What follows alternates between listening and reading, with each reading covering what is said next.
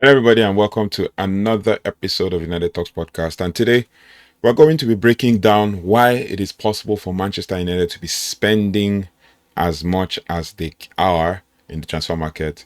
I mean, obviously, everybody knows that we've signed, three players already this summer, and we're almost hitting like the 200 billion pounds mark for players in the summer, right? So Cunha for 62.5 million. Obviously, there's reports that it falls under last year's spending, 24-25 spending. And then, well, financial year as the case may be. And then Brian Bumo, who has been signed for literally around 65 million pounds. And then we have Benjamin Sesko, who's also been signed for around 65, 68 million pounds. Plus, then if you now include the add-ons and all of that. But we're going to do a deep dive into the business of Manchester United, and today we're tackling one of the most important intriguing paradoxes in modern football, and that's Manchester United, a club with unparalleled global reach, massive fan base, and a history of success, and yet one that consistently finds itself in the headlines of the financial tightrope walk. Basically, we're going to break down how the club has just finished 15th in the Premier League, missing out on European football, obviously with the funds that come with it, can still spend like Champions League winners, right? And what this means in the future. Now let's kick things off. Get my words out. Kick things off with a look at Manchester United's recent financial performance. I mean, you might expect a club that's been struggling on the pitch to see the revenue plummet, but United's story is more nuanced. I mean, for the 3 months ending March 31st, 2025, and that's the third physical quarter, the club actually reported a healthy 17.5% increase in total revenue, hitting around 160 million pounds in revenues. This growth wasn't just from one area, it was spread across their three main income streams. Matchday revenue, for instance, saw a massive 50% jump, to 44.5 million. Why? Well, the men's first team played more matches in the UEFA Europa League, and there were strong demands for their hospitality offerings. Commercial revenue, which is another thing, always a powerhouse for United, also rose by 7.3% to around 74.7 million pounds, thanks to a new sponsorship deal like new sponsorship deals like Qualcomm's shirts sponsorship and e-commerce partnerships. Now, however, it's not all sunshine and rainbows. While broadcasting revenue saw a slight increase in that specific quarter, looking at the broader 9 month period, it actually dropped by a significant 26.8%, which it dropped to 134.2 million pounds. And this is a direct consequence of the men's team playing in their less lucrative Europa League instead of the Champions League. Now, it really highlights how much United's finances is dependent on consistent elite European football. Now, despite these revenues and revenue fluctuations, the club did manage to turn the operating profit of 0.7 million in quarter 3 of 2025. I remember we talked about this some time back when the quarter numbers were released, and it was a huge turnaround from a 66.2 million loss in the same period last year. Right now, the adjusted EBITDA, which I talked about too as well. I remember we looked for the definition and all of that. Um, a key measure of the operational profitability, also surged by an impressive 274% for the full fiscal year of 2025, and they've also tightened their revenue guidance and raised their adjusted EBITDA forecast. Now, here's the catch. Despite these positive operational signs, Manchester United also continues to report net losses, right? They lost 2.7 million pounds in quarter 3 of 2025, and a larger 29.1 million over the 9 month ending March 31st, 2025. Historically, they've seen significant annual net losses, including £130 million in 2024. Now, their cash flow from operations did improve also, showing a net inflow of £22.3 million in the quarter of 2020 in quarter 3 of 2025, and their liquidity got a big boost from £238.5 million injection from minority owner Sir Jim Ratcliffe, plus access to a £300 million revolving credit facility. It's clear that they are trying to rebalance the books. I mean, cutting non-playing staff costs and reducing their wage bill, even as they invest heavily in new players. It is a delicate balance act, basically, delicate balancing act, trying to free up capital for on-pitch investment while managing cash flow and adhering to financial rules. Now, this brings us to the elephant in the room: Manchester United's depth. It is a multifaceted beast that significantly impacts the club's financial health. The total debt is reported to exceed 1 billion. That is a huge one, with a gross debt at £872.1 million at the end of last season. Their non-current borrowings borrowings alone stood at $650 million as of March 2025, March 31st, 2025. But let's talk about transfer debt, the money that they owe other clubs for players. This figure has ballooned, from the £100 million in 2021 to a projected £308 million by March 2025. And obviously, with the new ones we've signed, who knows how much we have added. Now, they are currently owing £319 million in transfer fees, with at least 154 million of that due within the next year alone.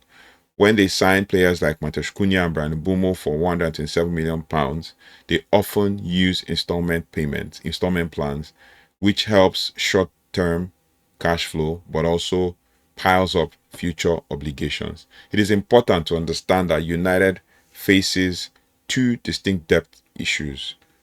First, there is the historical leverage buyout from the Glazer family of 2005 takeover. Now, the Glazer family took over Man United in 2005 with a leverage buyout, and that's a debt on the club as well.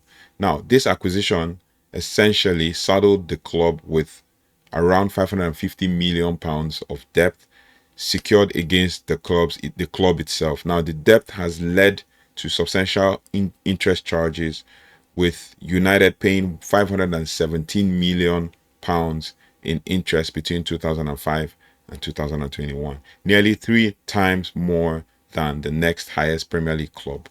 Now, the money which could have gone into stadium improvements or player wages has instead been diverted to debt servicing.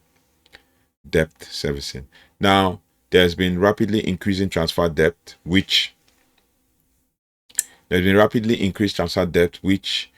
creates immediate cash flows and cash flow constraints. The club's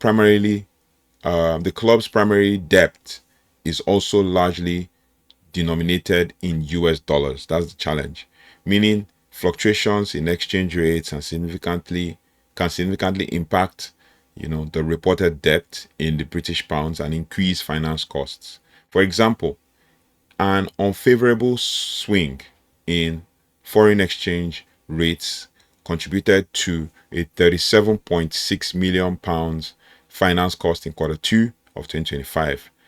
This dual debt burden means that even with strong revenues, a significant portion is immediately consumed by debt servicing, limiting their operational flexibility. Now, how does Manchester United keep spending? That's the big question for this video, right? How does Manchester United keep spending, big, despite these financial warnings? It largely comes down to their player trading strategy and how they navigate financial regulations. Over the past decade, United have spent approximately 1.43 billion on transfers. That's over the last 10 years. This translates to a staggering net spend of 1.112 billion since 2014, making them the highest spenders in the Premier League. They've reportedly never generated a profit in a single transfer window campaign since 2014.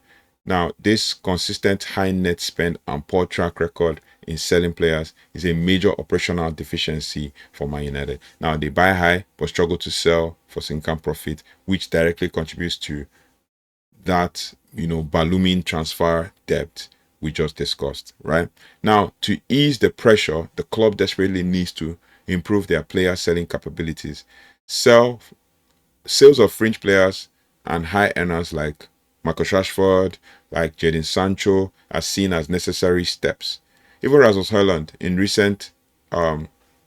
recent arrival, has been mentioned as a potential sale despite, as I talked about in the last video, his desire to stay. Historically, United's profit from player sales has been quite modest, averaging only 13 million annually over the last decade, for far lower than other top clubs.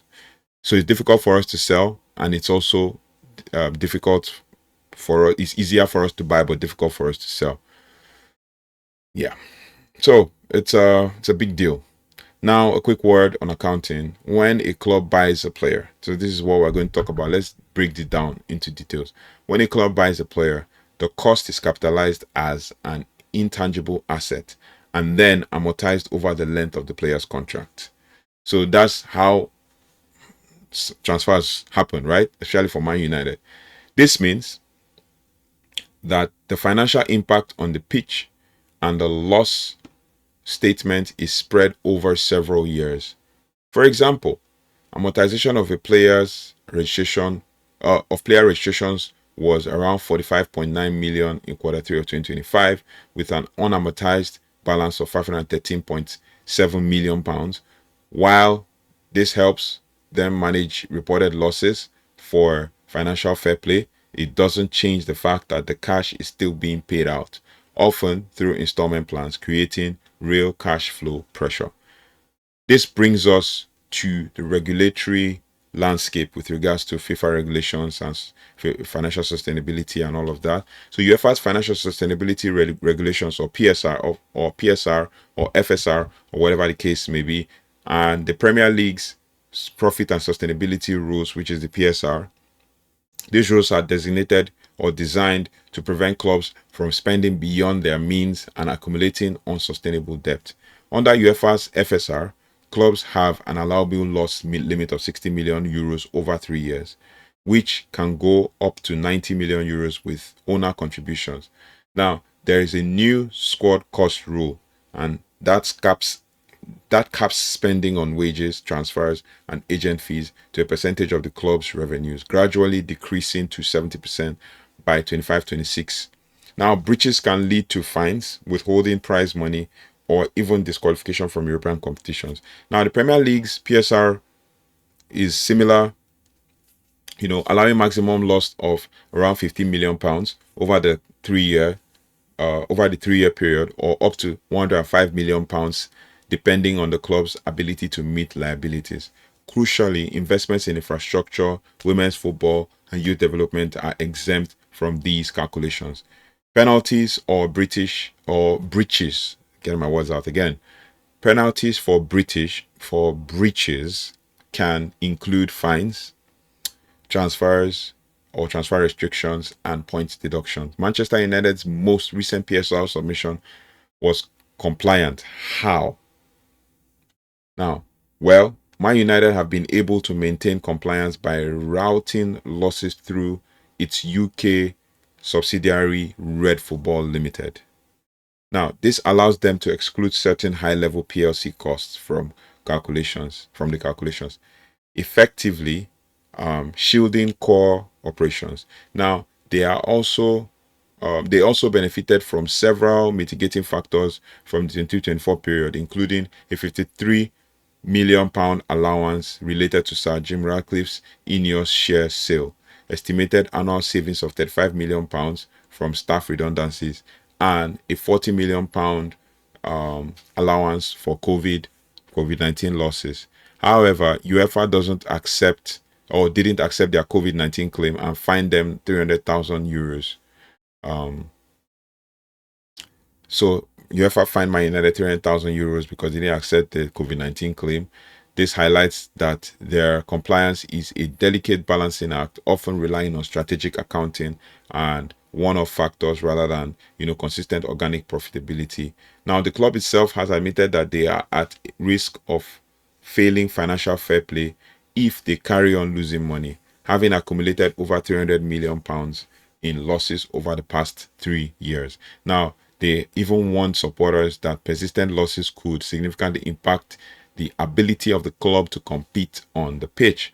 With other clubs like Everton and Nottingham Forest facing points deductions, the stakes are incredibly high. Now, what does the future hold for Manchester United? So we talked about what happened in the past, what's happening right now, and now we're heading to the future to kind of round off the whole podcast. Now, the club is clearly looking for long-term with significant strategic investments on the way. So basically, if you look at it, we've signed, players in early 20s that could also use to generate profits later, or potentially, improve our way of play on the pitch. Now, a cornerstone of this ambitious plan is to build a new world record 100,000 seater stadium, envisioned at the centerpiece of a regeneration project around Old Trafford. This is another one.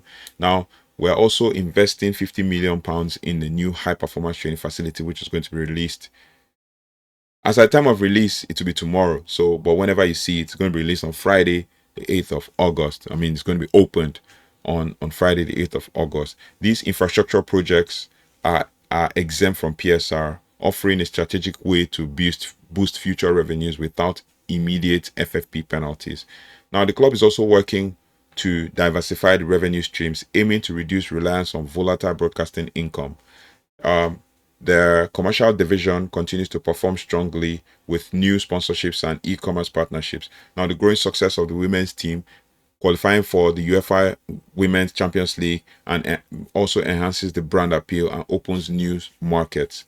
Now, the larger stadium is projected to significantly boost Matchday revenue, especially through corporate hospitality. Now, however, the critical link between on-pitch performance and financial health cannot be overstated.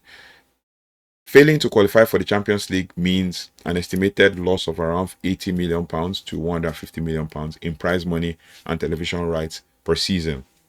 Their 15th place finish in the Premier League for the 24-25 season will also result in a reduction of Premier League prize money, which is estimated to be around 22 million less than the 8th place finish in the previous season. Now, the club's chief financial officer has also explicitly stated the necessity for the club to be in the Champions League, especially for next season. So that's why we're signing big players like this to score goals, and we got Omar and all of that. So due to the significant financial impact, now continued poor results risk a talent drain, right? Forcing the club to sell key players, potentially creating a negative spiral. The recent acquisition of 28.9% by Sir Jim Ratcliffe's INEOS marks a pivotal shift. His initial £238.5 million injection has provided crucial liquidity. These are the things that most fans don't really see, but obviously we're supposed to be blaming the Glazers for this.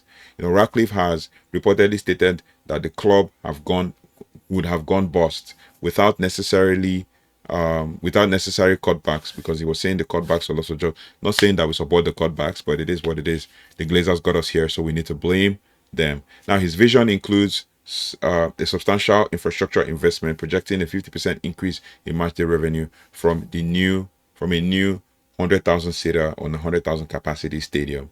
The appointment of Omar Berrada as CEO, with his background in football finance from City Football Group and FC Barcelona, is also a key move that helps that to be achieved. Now, these strategic investments are a high stakes bet. The club is banking on these improvements, combined with new ownership's financial discipline to generate enough revenue to offset the current and future debt. But the path to that payoff is very long and challenging, requiring careful liquidity management and also a sustained improvement in the sporting results or sporting fortunes. So there you have it. This is kind of like a breakdown of the financial situation as to why Manchester United keeps signing players. And Manchester United's financial story is a very fascinating one, a blend of global commercial power and deep-seated debt. And obviously, we are still spending big, but it's a calculated risk, enabled by clever accounting and new investment, all while navigating strict financial regulations. The road ahead demands a delicate balance between ambition on the pitch and prudence off it as well. Can they break the cycle and return to sustained financial health or sporting glory?